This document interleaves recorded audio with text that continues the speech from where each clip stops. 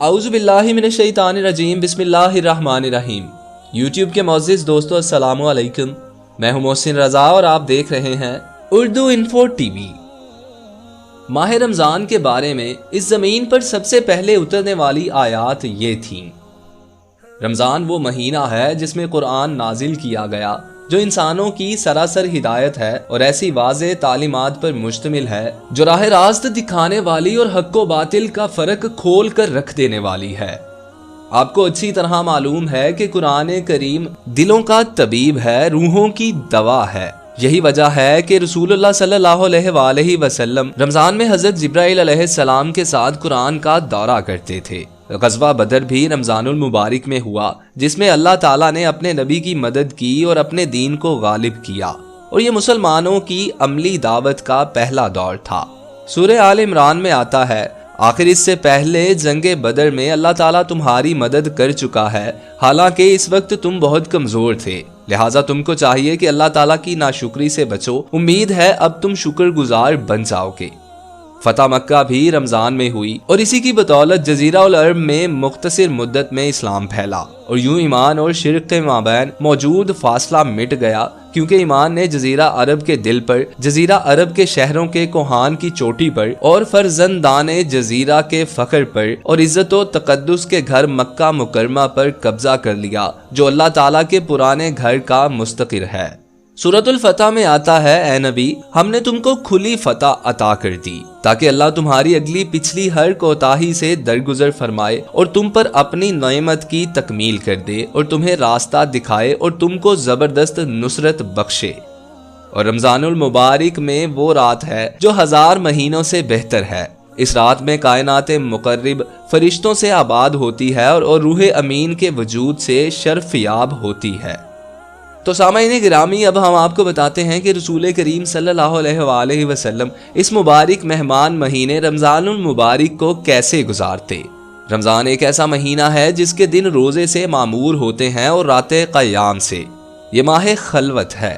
اللہ تعالیٰ نے اسے مساجد میں اعتکاف سے نمایاں کیا ہے، لوگوں کے میل جول سے پیدا ہونے والے شور و غوغا سے دور رہنے کو مستحسب قرار دیا ہے، دنیاوی معاملات میں چلت پھرت کے مضر نتائج سے محفوظ رہنے کے لیے اعتکاف کو پسندیدہ ٹھہرایا ہے تاکہ روح کی خلوت کمال پائے۔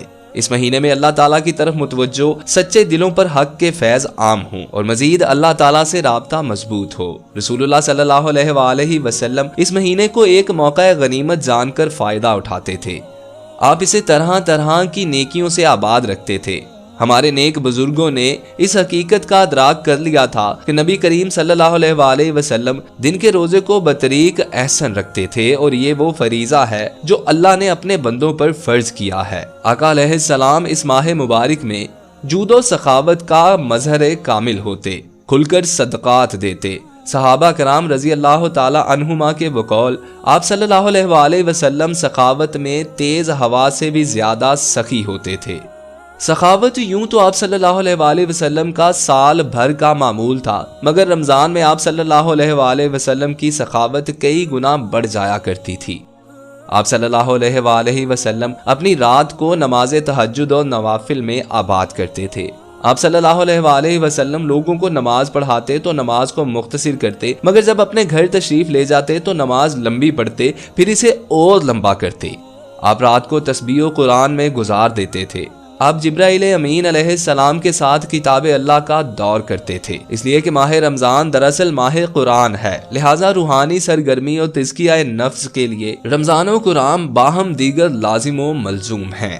اسی سے سیام و قیام کے انوار براہ راست دل پر پڑتے ہیں۔ حضور صلی اللہ علیہ وآلہ وسلم اللہ کی کتاب کو سمجھتے اور اس میں تدبر کرتے، اس کے معنی میں غور کرتے۔ آپ صلی اللہ علیہ وآلہ وسلم آخری عشروں میں معتکف ہوتے، مستعد و چوکس ہوتے، اپنی کمر کس لیتے اور اپنے گھر والوں کو بیدار کرتے۔ یہ تھا رسول اللہ صلی اللہ علیہ وآلہ وسلم کا حال رمضان، اور اسی کو صحابہ کرام نے بھی اپنایا۔ انہوں نے آپ صلی اللہ علیہ وآلہ وسلم کی سنت پر عمل کیا۔ اس امت کے تابعین صالحین نے صحابہ کی پیروی کی۔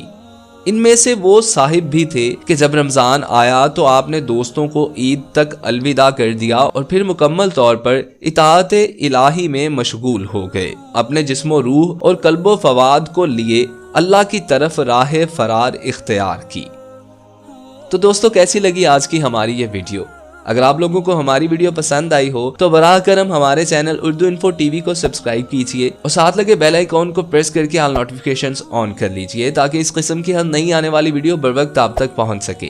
اگر آپ لوگوں کو ویڈیو سچ میں پسند آئی ہو تو کمنٹ سیکشن میں اپنی قیمتی رائے سے ضرور آگاہ کیجئے۔ اللہ آپ کا اور میرا حامی و ناصر ہو۔ اللہ نگہبان۔